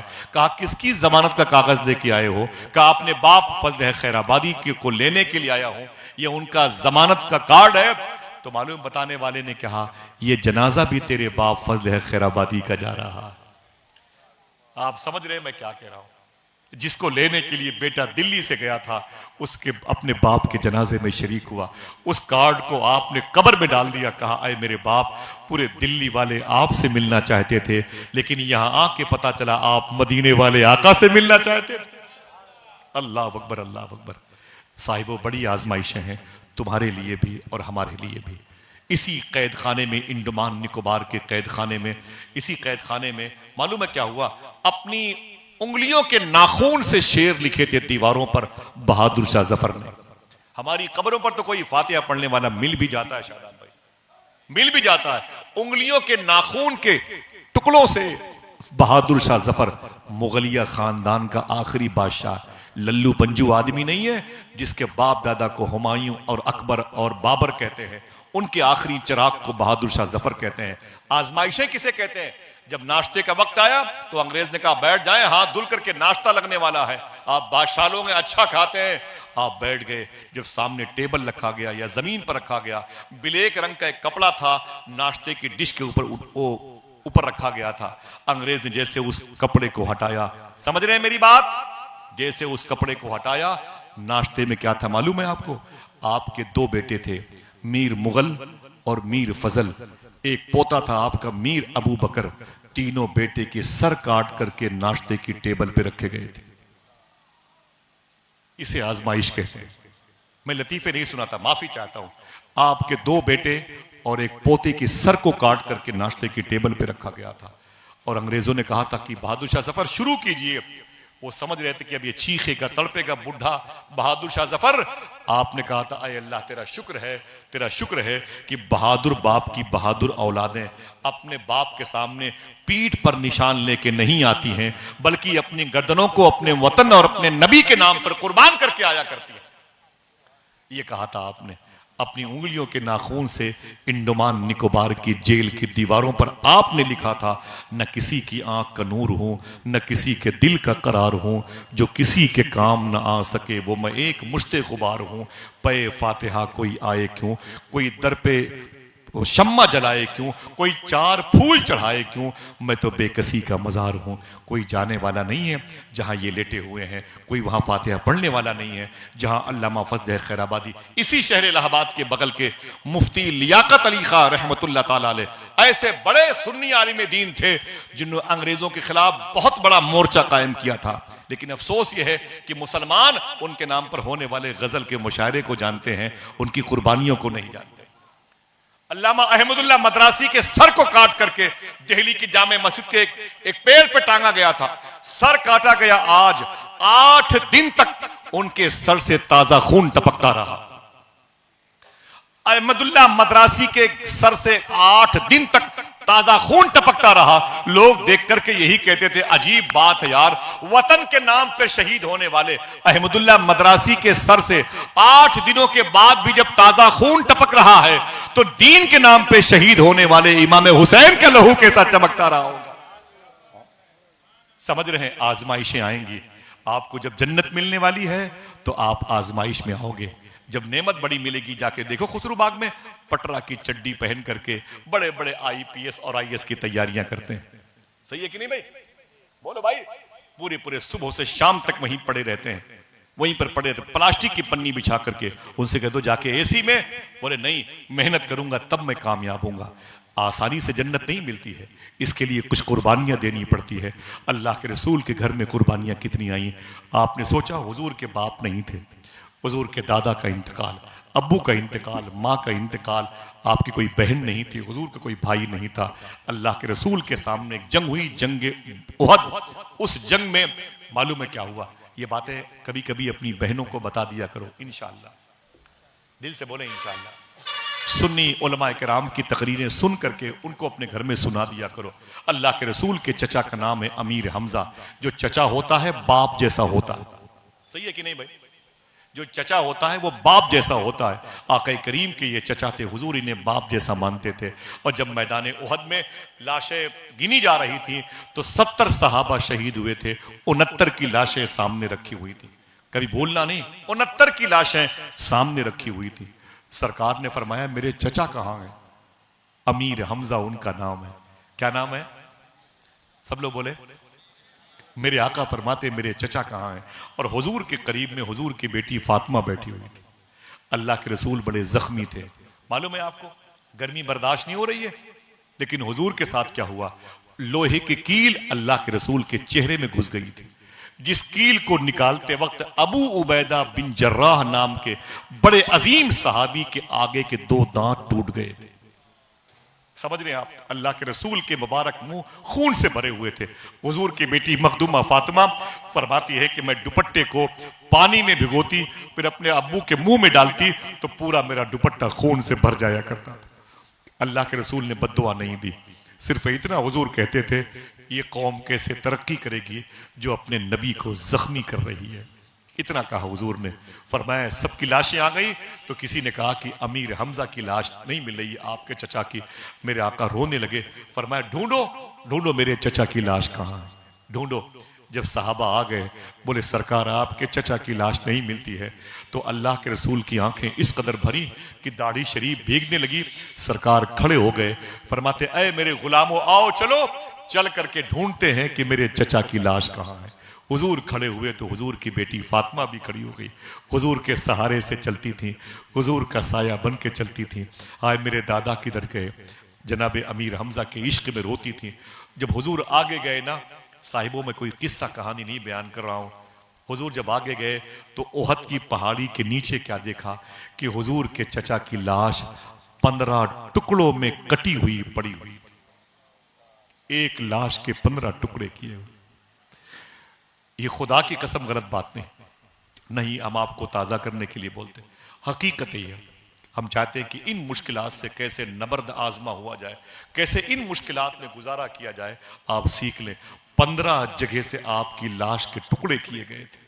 यही नहीं, आपकी आंखें निकाली गई थी, आपके कान काटे गए थे, आपकी नाक काटी गई थी, आपकी जबान को खींच के काटा गया था, आपके सीने के हिस्से को फाड़ा गया था, पेट के हिस्से को फाड़ा गया था, दिल गुर्दा निकाले गए थे, कलेजा निकाल करके एक औरत थी जिसका नाम था हिंदा, उसने चबाया था, आपके कलेजे को चबाया था। सूजा मोटी वाली सुई को बोलते हैं, सूजे में इन हुजूर के चचा की आंख नाक कान गले गुर्दे को निकालकर सूजे में सिल करके अल्लाह के रसूल जब अपने चचा के लाश के टुकड़े उठा उठा के रो रहे थे तो हुजूर के सामने गले का हार बना करके हुजूर के सामने आ गई। कहा मोहम्मद मेरी तरफ देखो, मैंने अपने शौहर का बदला ले लिया। अल्लाह के रसूल ने देखा तो हुजूर ने रोए, बहुत तेज रोए। सहाबा हुजूर के करीब आए, उसे हटाया। कुफारो मुशरिकीन के बड़े गलबे थे, हुजूर ने कुछ नहीं कहा। उस औरत ने कहा मोहम्मद देखे मेरी तरफ, मैंने अपने शौहर का बदला तुम्हारे चचा से ले लिया। नाक कान गले का हार बना करके हुजूर के सामने वो औरत आई थी। अल्लाह के रसूल ने कुछ नहीं कहा। सरकार ने अपने चचा की लाश को समेटा और अपनी गोद में रखा, फरमाया कि सबको यहीं दफन कर दो और अपने चचा को मैं मदीने लेके जाऊंगा। वो एक झोले में लाश है समझ लो। फरमाया चचा को लेके मैं मदीने जाऊंगा। पीछे एक पहाड़ है जिसे जबले उहद कहते हैं, जन्नती पहाड़ कहते हैं। ये 2.5 बाई 7 किलोमीटर का है। अगर खुश होने का वादा करे बता दूं, हुजूर इरशाद फरमाते हैं ये पहाड़ मुझसे मोहब्बत करता है। फिर हुजूर ने क्या कहा, और मैं भी इससे मोहब्बत करता हूं। आए, ये तो कोई ताज्जुब की बात नहीं है कि पहाड़ हुजूर से मोहब्बत करता है। सब कहते हैं कि मैं भी हुजूर से मोहब्बत करता हूं, बड़े बड़े बदअकीदे कहते हैं कि मैं हुजूर से मोहब्बत करता हूं, लेकिन इनाम तो उस वक्त मिलता है जब हुजूर कह दे कि मैं इससे मोहब्बत करता हूं, वरना मालूम है। अब आप सोचे यार पहाड़ वहाड़ भी हुजूर से मोहब्बत करते हैं, पेड़ पौधे भी हुजूर से मोहब्बत करते हैं, तो कभी आऊंगा तो बताऊंगा कि जानवर हुजूर से कितनी मोहब्बत करते हैं। आओगे कि नहीं आओगे? इंशाअल्लाह मुझे आपकी समातों पर भरोसा है। आ जाया करो, 1 घंटे बैठ के हुजूर की बातें कर लिया करेंगे, आपका नुकसान नहीं होगा, अल्लाह आपको बहुत देगा इंशाअल्लाह। दिल से बोलो इंशाअल्लाह। पेड़ पौधे हुजूर से कैसी मोहब्बत करते थे। पत्थर, ये पहाड़ बहुत बड़ा पहाड़ है, मदीने की तरफ देखोगे तो छोटा सा मालूम होता है, और उसी के पीछे एयरपोर्ट है, और जब एयरपोर्ट से देखोगे तो बहुत बड़ा पहाड़ मालूम होता है। मेरे आका फरमाते हैं ये पहाड़ मुझसे मोहब्बत करता है और मैं भी इससे मोहब्बत करता हूं, ये जन्नती पहाड़ है। अब ये बीच में मदीना शरीफ है, ये भी सुन लें, इधर उहद पहाड़, ये बीच में मदीना, इसके अपोजिट में एक पहाड़ है जिसे जबले ईर कहते हैं, ईर पहाड़। हुजूर ने क्या कहा, और ये पहाड़ मुझसे नफरत करता है। अल्लाह, पहाड़ भी हुजूर से नफरत करता है। मेरे आका फरमाते ये पहाड़ मुझसे नफरत करता है और मैं भी इससे नफरत करता हूं। ये जहन्नमी पहाड़ है। यूट्यूब में देखिएगा, जबल ईर, ऐन ये रे ईर, वो ऊंट की कोहान जैसी वो पहाड़ी है। मक्के बिल्कुल ब्लैक रंग की बदसूरत पहाड़ी है और ओहद पहाड़ को देखने के बाद तो खूबसूरती जाहिर होती है। सुभान अल्लाह। खुदा की कसम, दो पहाड़ हैं एक ही शहर में और दोनों पहाड़ों के चेहरे को देखोगे तो पता चल जाएगा इनमें मोहब्बत करने वाला कौन है और नफरत करने वाला कौन है। समझ रहे हैं आप? पहाड़ों को देखने के बाद अंदाजा होगा। इसी पहाड़ी के दामन में हुजूर के चचा की लाश मिली। हुजूर ने उठाया अपने चचा की लाश को। ये चचा आजमाइश में है। और जब जैसे लेके हुजूर मदीने की तरफ जाने लगे 5-6 किलोमीटर पे, रवायतों में आया है कि वो पूरा पहाड़ ओहद शरीफ का वो चरमरा के पूरा हिलने लगा और वो आगे खिसकने लगा पहाड़। तो अल्लाह के रसूल ने कहा, ए ओहद पहाड़, तू क्यों खिसक रहा है? तो आवाज आई कि अमीर हमजा चचा को लेके कहां जा रहे हैं? मेरे आका फरमाते हैं, मुझे चचा की जुदाई बर्दाश्त नहीं होती है, मैं अपने चचा को लेके मदीने जा रहा हूं। तो उस पहाड़ ने कहा था, अगर आपको अमीर हमजा की जुदाई बर्दाश्त नहीं है तो मुझे भी अमीर हमजा की जुदाई बर्दाश्त नहीं है। ये जहां जहां जाएंगे वहीं हम भी जाएंगे। तो हुजूर ने उनको वहीं दफन करने का हुक्म दिया। लेकिन जब दफन करने की नौबत आई तो एक कब्र में इनको उतारा गया। सहाबा के पास 22 मीटर कफन नहीं थे। ये भी सुन लो, गुलाब जल, ये क्योड़ा, ये डाबर का बना हुआ, ये इत्र, ये अगरबत्ती, ये मुसल्ले, ये कीमती सादो सामान, ऐसी कोई चीज नहीं थी। कपड़े ही नहीं थे पहनने के लिए। तो हुजूर की आंखों में आंसू थे कि मेरे चचा को क्या बगैर कफन के दफना दिया जाएगा? तो हुजूर की फुफू आतिका नाम था, वो आई, कहा आका मैंने अपने चचा के लिए कफन लेके आई हूं। कहा कितने मीटर हैं? कहा 4 मीटर हैं। 4 मीटर के कपड़े कहीं होते, 22 मीटर तो हमारे लगते हैं। कहा 4 मीटर के हैं। तो हुजूर ने क्या कहा, ये 4 मीटर अमीर हमजा चचा के लिए? कहा हाँ। तो हुजूर ने देखा कि अमीर हमजा के बगल में गरीब सहाबी थे, उनका नाम था मुसअब बिन उमैर। ये बच्चे क्या जाने और हम लोग क्या जाने मुसअब बिन उमैर को। इनकी मां इन्हें इत्र में नहलाया करती थी। मुसअब बिन उमैर को उनकी मां इत्र में नहलाती थी, इत्र में नहलाती थी। पूरे मक्के की लड़कियां इनसे मोहब्बत करना चाहती थी, लेकिन इन्होंने एक मर्तबे आमिना के लाल को देखा तो मक्के वाले जिससे मोहब्बत कर रहे थे वो हुजूर से मोहब्बत करने लगा। अपनी मां से अलग हो गए। मां ने कहा बेटे तेरा हुक्का पानी बंद कर दूंगी। कहा मेरी मां तो मेरी मां है, मैं नबी से मोहब्बत करता हूं, मेरा नाम मुसअब बिन उमैर है, फटे हुए कपड़े पहन के गुजारा कर लूंगा लेकिन मैं नबी का दामन नहीं छोड़ूंगा। मां ने कहा मैं भूखी मर जाऊंगी, मैं एहतजाज करती हूं, चक्का जाम करती हूं, मैं स्ट्राइक करती हूं। तो आपने कहा था सुन मेरी मां, तुझ जैसी हजारों मां मोहम्मद के नालैन पे कुर्बान हो जाएं। ये मुसअब बिन उमैर का लाशा पड़ा था और कोई इनके आगे पीछे नहीं था। हुजूर ने फरमाया मेरी फुफू 2 मीटर मेरे चचा को दे दो, 2 मीटर मेरे गरीब सहाबी को दे दो। हाय, गरीबों का भी ख्याल रखा गया। अब जब लाश पे कपड़े डाले गए सर की तरफ तो पैर खुल जाते, पैर की तरफ कपड़े डाल जाते तो सर खुल जाते। सहाबा ने कहा सरकार क्या करे, ये तो 2 मीटर में कुछ हो ही नहीं रहा है। सरकार फरमाते हैं चेहरा बंद कर दो। बोले फिर पैर खुला हुआ रहेगा। सरकार फरमाते हैं वो घास है, घास उसे काट करके लाओ और मेरे सहाबा के पैरों में लगा के उन्हें दफन कर दो। कफन तक नसीब नहीं हुआ, घास ने कफन की जगह ली। साहिबो सोचो ये कैसे कैसे लोग थे जो हुजूर की निगाहों के सामने बिला बगैर किसी कफन के अपनी कब्र में गए हैं। अल्लाह अकबर, अल्लाह अकबर। इनके पैरों में घास लपेट करके इनको दफन किया गया। अब तैयार रहिएगा सुभान अल्लाह कहने के लिए। बात ये 3 हिजरी की है, आप 1448 3 हिजरी की है। आज से तकरीबन 50 साल पहले मदीने शरीफ में पानी का डैम वो खुल गया। जब पानी का डैम खुल गया तो पानी का बहाव तेजी के साथ ओहद के शहीदों की कब्रों की तरफ आया। जब ओहद के शहीदों की कब्रों की तरफ आया तो उनकी कब्रें नीचे से ऊपर आ गई। उन शहीदों की कब्रें 1400 साल के बाद ऊपर आ गई। दिल कहे तो बोलना। रब्बे काबा की कसम, जब उनकी कब्रें ऊपर आई तो देखने वालों ने क्या देखा? अरे वो कफन तो कफन है, वो घास भी हरी भरी थी जो हुजूर के गुलामों ने उनके पैरों में लगा रखी थी। हाय हाय, जरा हाथों को डाके बोल दो सुभान अल्लाह। अल्लाह उठे हुए हाथों की आबरू बचा ले। आका करीम सल्लल्लाहु अलैहि वसल्लम को कत्ल करने के चचा को शहीद करने वाली इस मुबारक खातून ने बाद में कलमा पढ़ा। लेकिन मुझे कहना ये, आप थक गए? एक बात और कर लो, बस आखिरी बात, इजाजत है? बहुत बहुत शुक्रिया, बहुत बहुत शुक्रिया। अरे बोलो भाई, कुछ सीखेंगे दीन से, कोई दिक्कत तो नहीं होती?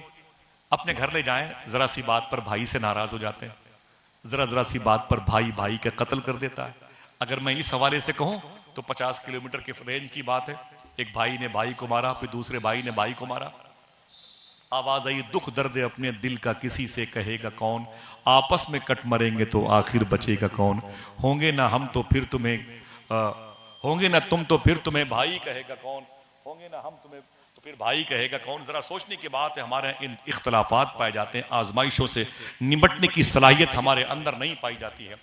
मामूली बात है, अल्लाह के रसूल के चचा को शहीद करने वाली जो जात थी उसका नाम था वहशी। उन पर हमला करने वाली जो औरत थी उसका नाम था हिंदा। मक्के शरीफ में तकरीबन इसी वाक़े के 5 साल के बाद हुजूर बैठे हैं, लोग होलसेल के हिसाब से कलमा पढ़ रहे हैं। सुभान अल्लाह, आसान बात है, सुनना बस, बात खत्म। होलसेल के हिसाब से लोग कलमा पढ़ रहे हैं। औरतों का जब वक्त आया ना तो औरतें झुंड के झुंड कलमा पढ़ने के लिए आई। तो औरतों ने कलमा पढ़ा। एक औरत सबसे आखिर में आई, वो निकाब की पट्टी से अपना चेहरा छुपा रखा था। तो आई हुजूर की बारगाह में, फरमाया हुजूर से, अरे मुसलमानों के नबी, क्या सबकी गलतियां माफ कर दोगे? मेरे आका फरमाते हैं, आज अल्लाह सबको माफ कर देगा। उसने कहा, जिन लोगों ने सुमैया को शहीद किया था, कहा अगर वो हो तो उसको माफ कर दिया जाए। कहा जिन लोगों ने आपकी पीठ पर सजदे के वक्त ऊंट की ओझड़ी रखी थी, उसे माफ कर दोगे? मेरे आका फरमाते माफ कर दूंगा। फरमाया जिसने आपकी बेटी जैनब के पेट में जब बच्चा था उसे बल्लम से, नेजे से मार करके उस कच्चे बच्चे को गिरा दिया था, क्या उसे माफ कर देंगे? मेरे आका फरमाते माफ कर दूंगा। जिन लोगों ने आपके सहाबा को पत्थरों के बीच में रख करके ऊपर से उनके बदन पर फिर पत्थरों की बारिशें की थी, क्या उसे माफ कर दोगे? मेरे आका फरमाते सबको माफ कर दूंगा। कहा जिन लोगों ने आपको मक्के में सताया, क्या उसे माफ कर दोगे? मेरे आका फरमाते माफ कर दूंगा। कहा जिन लोगों ने मुसअब बिन उमैर को मारा, कहा उसे माफ कर दूंगा। जिन लोगों ने हंजला को शहीद किया, कहा उसे माफ कर दूंगा। कहा जिन लोगों ने जियाद को शहीद किया, कहा उसे माफ कर दूंगा। कहा जिन लोगों ने खुबैब को शहीद किया, कहा उसे माफ कर दूंगा। तो उस औरत ने कहा, ए मोहम्मद अरबी, इतना बताइए, जिसने अमीर हमजा को शहीद किया, क्या उसे भी माफ कर दोगे? अल्लाह के रसूल ने चचा का नाम सुना तो रोने लगे। सरकार ने गर्दन शरीफ झुकाई और झुका के फरमाया, हाय औरत सुन, आज अगर वो मेरे सामने होता तो मैं उसे भी माफ कर देता। चचा की बात थी, 5 साल पहले का वाकया है। जन्म जन्म की दुश्मनी दिलों में लेके हम मस्जिद में जाते हैं। माफी चाहता हूं और ये चाहता हूं कि आप जरा सीखें। उसने कहा, आए मुसलमानों के नबी, क्या अमीर हमजा की, जिसने नाक काटी, जिसने गर्दन काटी, जिसने जबान काटी, जिसने आपके कान काटे, जिसने दिल गुर्दा निकाला, जिसने कलेजे को चबाया, गले का हार बनाया, क्या उसे भी माफ कर देंगे? मेरे आका फरमाते हैं उसे भी माफ कर दूंगा। और ये कहते करीब आई, कहा अपने चचा के कातिल को माफ कर देंगे? मेरे आका फरमाते हैं हाँ उसे माफ कर देंगे। इतना सुनने के बाद मालूम है उस औरत ने अपने चेहरे से नकाब की पट्टी उठा दी।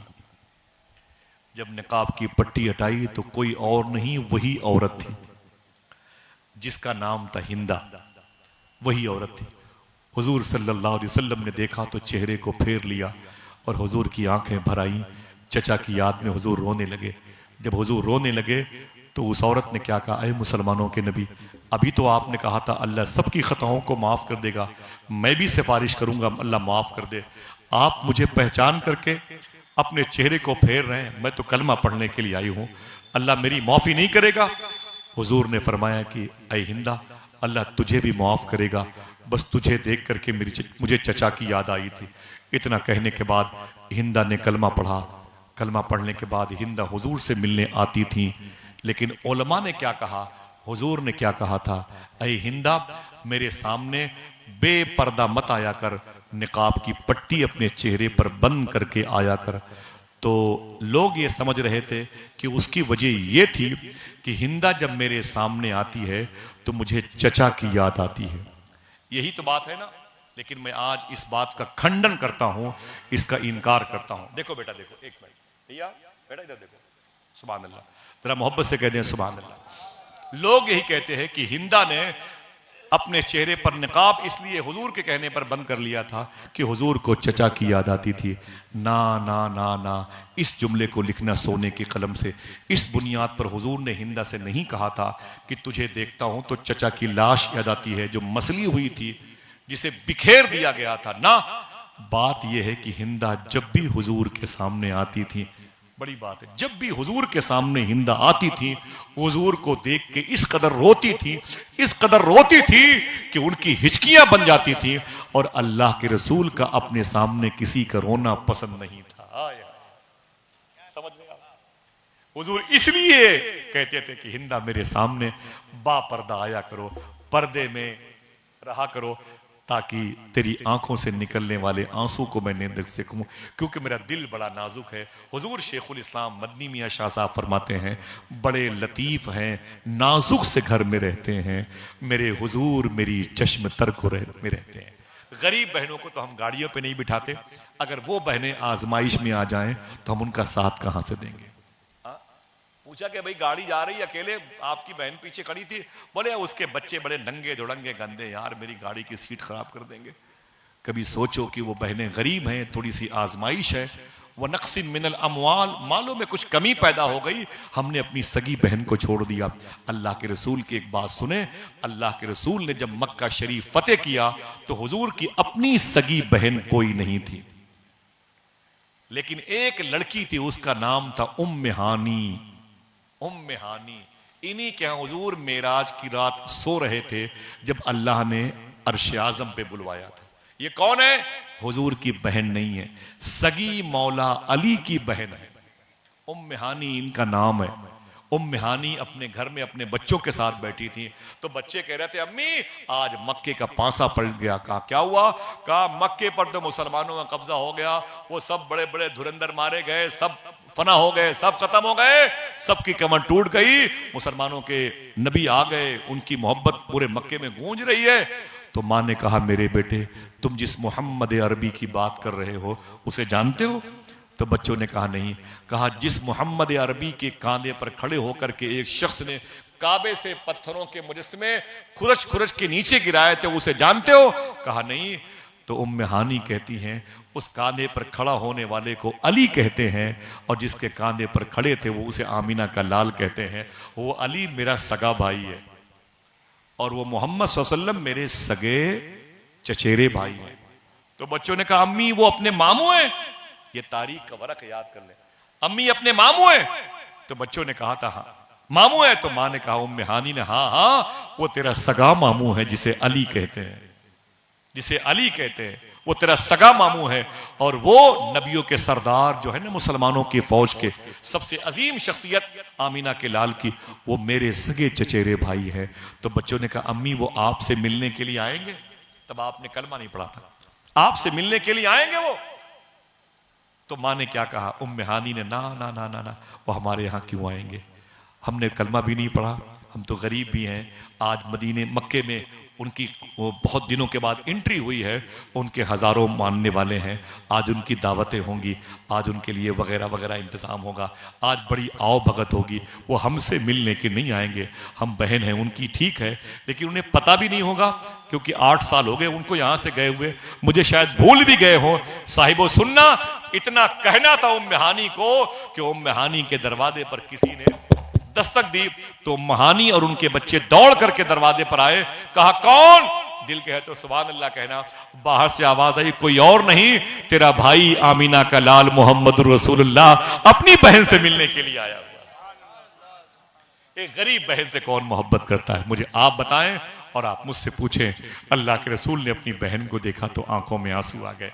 कहा उम्मे हानी तेरे बच्चे कैसे हैं? खैरियत पूछी तो उम्मे हानी ने कहती है आका आप बड़े जलवों वाले, बड़े कमाल वाले, बड़े फजाइल वाले, बड़े मनाकिब वाले, बड़े मदारिज वाले, बड़े स्टेटस वाले, आप मुझ गरीब बहन के यहाँ आए हुए हैं।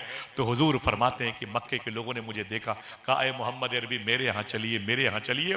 मैंने सोचा बहुत दिन हो गए बहन के हाथ की रोटियां खाए हुए। अल्लाह अल्लाह, मैं अपनी बहन से मिलने चला आया। साहिबो, तो इस्लामी लेक्चर में, इस्लामी सिस्टम में अगर इस आयत करीमा को आप पढ़ेंगे तो आपके लिए जगह जगह पर, कभी कारोबार कमजोर हो तो आपको ये आयत ढारस बंधाएगी।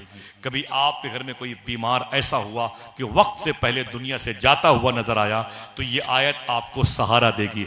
कभी कोई आप पर बिला वजह बगैर किसी जुर्म के सजा दे रहा है, हुकूमत का आदमी हो, पुलिस डिपार्ट का आदमी हो, नेता नगरी का आदमी हो, कोई पैसे वाला हो, मुस्लिम हो या नॉन मुस्लिम हो, तो ये आयत आपको तसल्ली देगी। कुरान कहता है, अल्लाह ने कहा हम जरूर जरूर तुम्हें आजमाएंगे, आजमाइशों में अगर पार हो गए तो वबश्शिरी साबिरीन, सब्र करने वालों के लिए खुशखबरी ही खुशखबरी है।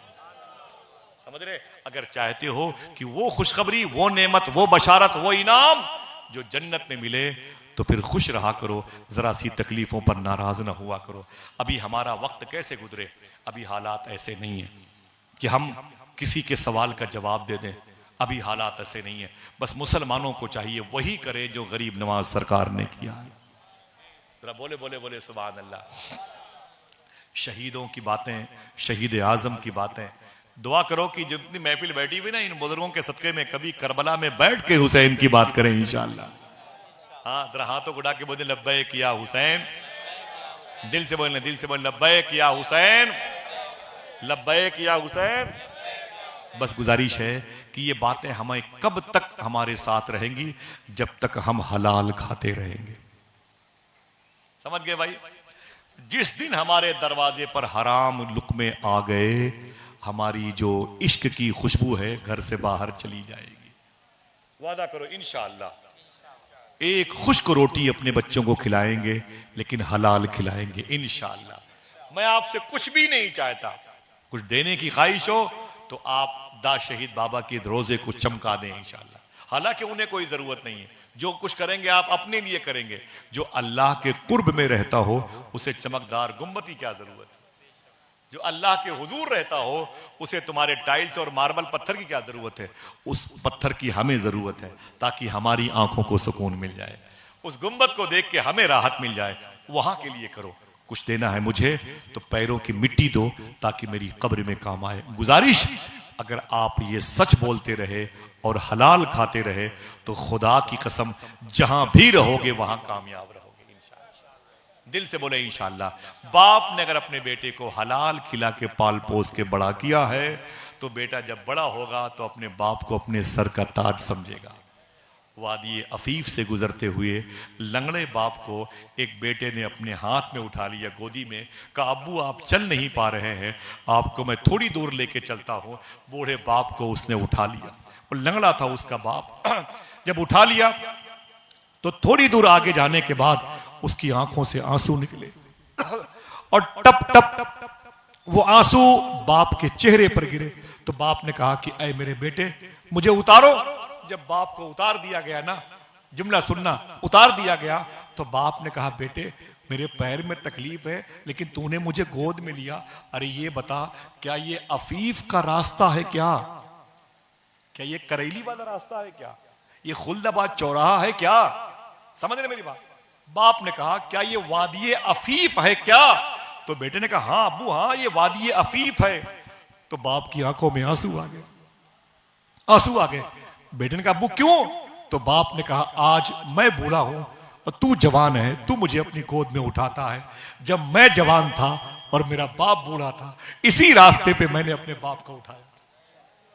हाय हाय, इसी रास्ते में मैंने अपने बाप को उठाया था। साहिबो सोचें और मेहनत करें।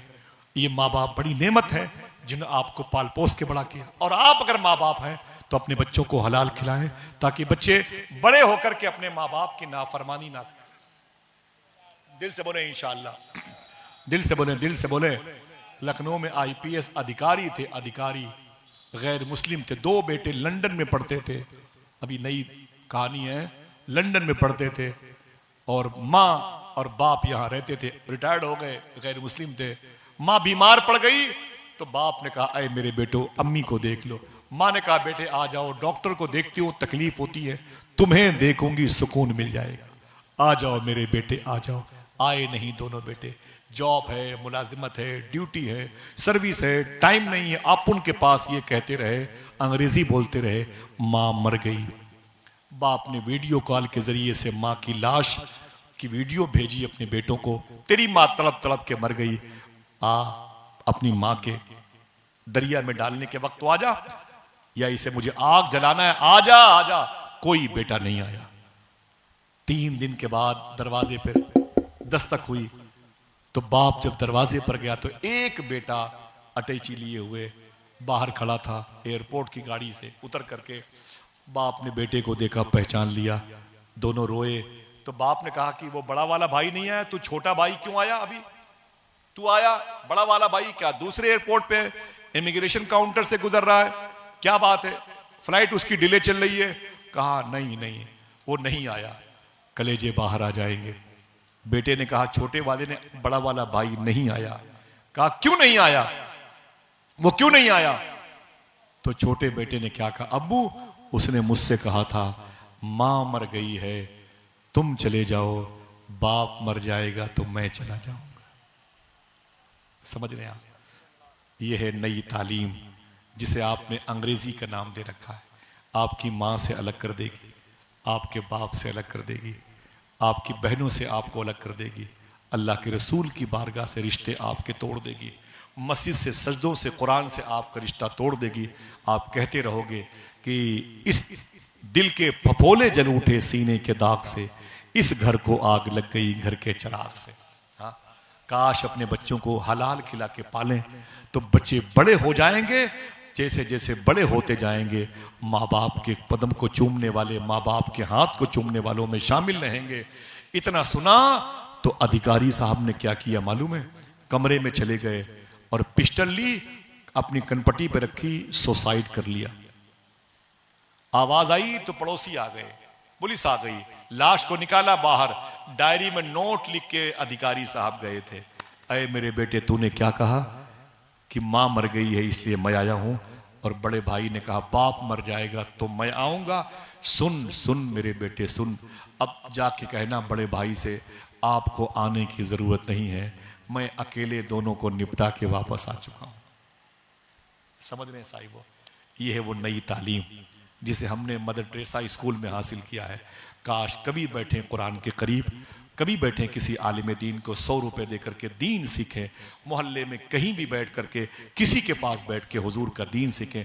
मुश्किलात आए तो फिर हुसैन को याद करें, भूख लगे तो फिर इमाम ज़ैनुल आबिदीन को याद करें, बहनों के सर से दुपट्टे नोचे जाएं तो मखदूमा ज़ैनब को याद करें, कोई बच्चियों के चेहरे पर मुसलमान समझ के तमाचे मारे तो मखदूमा सुकैना को याद करो, कोई आपके बच्चों के पैरों में बेड़ियां पहनाए तो फिर इमाम ज़ैनुल आबिदीन को याद करो, कहीं पानी पीने पर पाबंदी हो तो फिर करबला वालों को याद करो, कहीं सच बोलने पर कोई जुर्म हो तो सरकारे इमाम ज़ैनुल आबिदीन के खुतबे को याद करो, अगर कुछ परेशानियां आए तो दूसरे पारे की इस आयत को याद करो। अल्लाह कहता हम तुम्हें जरूर जरूर आजमाएंगे। अल्लाह किससे कह रहा है? और आप मुसलमान है तो हाथ उठा के बोल दें अल्लाह तेरा शुक्र है, जब हो मुसलमान तो आजमाए जाओगे। वो चाहे उत्तर प्रदेश के सीएम साहब की तरफ से और चाहे पीएम साहब की तरफ से एक बात ये भी सुन ले, जुल्म की ताकत बहुत होती है, उसकी उम्र बहुत कम होती है। समझ रहे हैं आप? बड़े बड़े बादशाहों की नस्लें जुल्म जिन पर हुआ है उनके बच्चों की हाय से मिट गई हैं, लेकिन गरीब नवाज का गुंबद आज भी मुस्कुरा रहा है, वारिसे पाक का रोजा आज भी चमक रहा है, सरकारे मदार आजम की दहलीज आज भी चमक रही है, सरकारे गाजी पाक का दरे दौलत कदा आज भी मुस्कुरा करके बातें कर रहा है। दोस्तों आइए इस कुरान की आयत ततहीर को अपने लिए आइडियल बनाएं ताकि मुश्किलात के दौर में हमारे लिए सहारा बन सके। कभी जिंदगी में कोई बात शरीयत के खिलाफ मेरी जबान से निकली, मैं तौबा करता हूँ, अस्तगफिरुल्लाह रब्बी मिन कुल्लि ज़ंबि व अतूबु इलैहि, ला इलाहा इल्लल्लाहु मुहम्मदुर रसूलुल्लाह सल्लल्लाहु अलैहि वसल्लम। कल के दिन का बुजुर्गों का एक अमल है। हुजूर गौसे आज़म सरकार ने फरमाया, मैं अपने पहली सफ़ के बुजुर्गों से, आखिरी सफ़ के बच्चों से, भाइयों से गुजारिश करता हूँ, आप भी अपनी माँ को, बहनों को, बीवी को, बच्चों को बताएं, वक्त मिले तो कल मगरिब की नमाज से पहले पहले तक अब शुरू कर दें, यानी रात से लेकर के कल मगरिब की नमाज से पहले पहले तक 786 मरतबे आप लकीर के गोलाई में बैठकर बड़ी खामोशी से बिस्मिल्लाहिर्रहमानिर्रहीम बिस्मिल्लाहिर्रहमानिर्रहीम बिस्मिल्लाहिर्रहमानिर्रहीम पढ़ लें। हुजूर गौसे आज़म फरमाते हैं, मुहर्रम शरीफ की पहली तारीख को अगर कोई 786 मरतबे बिस्मिल्लाहिर्रहमानिर्रहीम यकसुई के साथ कहीं बैठ के पढ़ेगा, अल्लाह उसे साल भर आफात और मुसीबतों से महफूज रखेगा। दुआ करें अल्लाह तौफीक दे, कोई दबाव नहीं है, अल्लाह तौफीक दे। इंशाअल्लाह कह दो, दिल से कह दो इंशाअल्लाह। ठीक है, अल्लाह आप सबको सलामत रखे। देखें, बताया शाकिर भाई ने, भतीजे वगैरह थे, खतने वगैरह की तकरीब थी, अकीका वगैरह की तकरीब थी, और फिर ये 700-800-900 लोगों के लंगर का इंतज़ाम किया गया। वासिफ अली वासिफ कहते हैं, जिसके दस्तरखान सलामत हैं उनकी नस्लें सलामत हैं। कंजूस आदमी के घर में कभी जाने का दिल नहीं कहता, बेबरकती मालूम होती है। और जिसके हम मेहमान आते रहते हैं, उनके घरों में बीमारों को ले जाओ तो अल्लाह शिफा अता फरमा देता है। समझ रहे हैं? एक नारा लगाएं और फिर इजाजत दें। और मैं गुजारिश करूंगा अनस भाई से वो तशरीफ लाएं। ये मुझसे छोटे हैं, लेकिन इनके पास मुझसे ज्यादा नेकियां भी हैं और मुझसे ज्यादा बुजुर्गों का फैज भी समेट रखा है। बहुत नात को नात के लिए पढ़ते हैं। अनस भाई हैं और मेरे बड़े भाई मुश्ताक भाई हैं और हाफिज सलमान साहब, इनसे नात